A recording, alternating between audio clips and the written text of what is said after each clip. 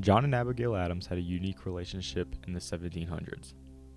Abigail Smith was born in Weymouth, Massachusetts on November 11, 1744, and was the second of 5 children. She was the daughter of a minister and a descendant from a long list of prominent New England families. Abigail struggled with illness throughout her childhood, but she was able to self-educate herself and avidly study the French language and learned many domestic skills during her time spent at home due to illness in her childhood. John Adams was born in Braintree, Massachusetts on October 30, 1735. He was a direct descendant of the first Puritan colonists to settle near the Massachusetts Bay. When he was 16, he was offered a scholarship to attend Harvard University and ultimately graduated with his master's degree in law. And in 1758, 3 years after his graduation, John was admitted to the bar. He served as the second president of the United States and was also a delegate of the Continental Congress. The Harvard-educated lawyer was even the nation's first vice president. In 1783, John helped negotiate the Treaty of Paris, which officially ended the American Revolutionary War. Before their marriage, John and Abigail courted for 2 years, and during this time, John was diagnosed with smallpox, from which he later recovered. This was the start of their letter exchange that would last until Abigail died at the age of 73 from typhoid fever. Prior to that, they met when John visited Abigail's father when she was 14 and he was 24. In the 18th century, it was common practice for individuals of a relationship to decide if they wanted to marry each other. Parents were able to persuade or dissuade the partners, but it was ultimately the individual's choice as to who they spent the rest of their life with. Generally, courtship started in the person's teenage years. For men, this was in their late teens, but they waited until they had established a job and financial security before proposing a marriage. However, for women, courting started as early as 15. Many chose to stall marriage until their early 20s, as they chose to enjoy their late teens as a time of leisure before leaving their childhood behind for the roles of wife and mother. However, some chose to marry early in fear that they may run out of suitable options for a husband. They were afraid to live as single women, as it was not socially acceptable as being married. Being a wife and a mother appeared to be a duty, and they were considered a burden to their families if they unconsciously avoided their role. Marriage was seen as a way to strengthen social position and bonds between families. It was therefore extremely important to choose the right person,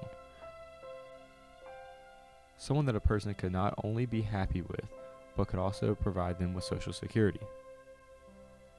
Certain aspects of John and Abigail's relationship reflected some societal norms of the 1700s.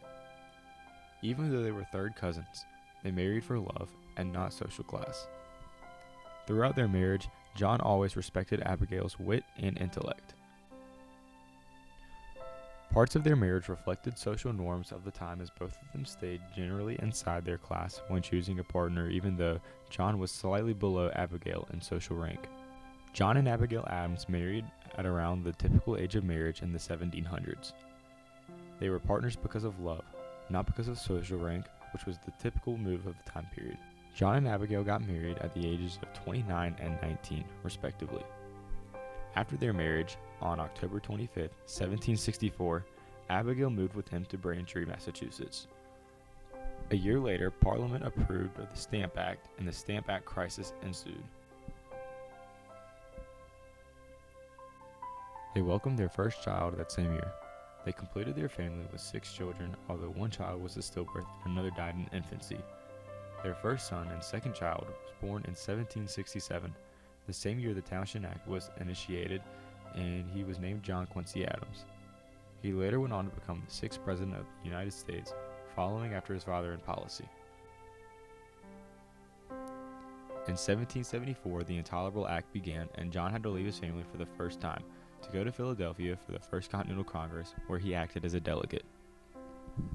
While in Philadelphia, he served on more committees than any other congressman. In 1776, John was appointed president of the Congress Board of War, and that same year, he signed the Declaration of Independence. In a letter dated March 31, 1776, before John signed the Declaration of Independence, Abigail urged him to remember the ladies when drafting the new standards of the soon-to-be newly established United States of America. In that same letter, she asked him to be more generous and favorable to them than your ancestors. Abigail proceeded to tell John, "Do not put such unlimited power into the hands of the husbands. Remember, all men would be tyrants if they could. If particular care and attention is not paid to the ladies, we are determined to foment a rebellion, and will not hold ourselves bound by any laws in which we have no voice or representation." This reference to tyranny and rebellion is parallel to the woes of the American Revolution. The men drafting the Declaration of Independence and the Constitution accused the King of England of being a tyrant and were thus rebelling to achieve their legal freedom. Despite her lack of formal education, Abigail Adams believed in equal education for women. She quotes, "If we mean to have heroes, statesmen, and philosophers, we should have learned women." Abigail's feminist views rejected the gender norms of the time period, as a large amount of women received little to no formal education. Their relationship as a whole also goes farther into this, as they both had a great deal of respect and kindness towards one another, which could not be said for a number of relationships at the time. In 1778, John traveled to France with his eldest son, John Quincy, for a diplomatic assignment after being elected commissioner to France in 1777. The Johns returned to Massachusetts and Abigail in October of 1779. However, the visit was short-lived, and that same year, John and his two eldest sons traveled to England to negotiate the peace treaty. They were ultimately successful, and in 1783 the war ended. In July of 1784, Abigail and her only surviving daughter traveled to France to rejoin their family. A year later, John was appointed minister to Great Britain, and the family moved to London. 1789 marked the year George Washington was elected president, and thus John Adams was elected vice president. 2 years later, Abigail went to the acting capital of Philadelphia to live with John, but returned to Braintree 6 months later due to illness. Later on, in 1792, the Adams family moved back to land they had known as Braintree, which was now referred to as Quincy, Massachusetts. Quincy was a surname from Abigail's maternal family. 1797 marked a pivotal year for the Adams. This was the year John Adams was elected second president of the United States of America. Though they lived a short time in the temporary capital of Philadelphia before moving into the unfinished Executive House as it was known then, this building would go on to be known as the White House, and John and Abigail Adams had the honor of being the first family to live within its walls. After losing the election of 1800 to his rival, Thomas Jefferson, John and his wife returned to Quincy to live a quiet, comfortable life, though it was not always a happy one. Their second son died around this time due to complications with his alcoholism, and their eldest child, a daughter they affectionately referred to as Nabby, died of cancer in their home in 1814. 4 years later, in 1818, Abigail Adams would contract typhoid fever and die at the age of 73. 7 years later, her son, John Quincy Adams, would be elected the 6th President of the United States in one of the most controversial elections of all time. Unfortunately, on July 4th, 1826, America would lose two of its great leaders and unlikely friends.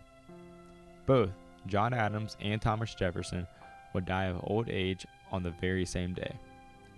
John Adams was 91 years old. Their relationship, while it has qualities of the typical relationship of this time, is still different in the aspect of John always letting Abigail speak her mind and have her own opinion.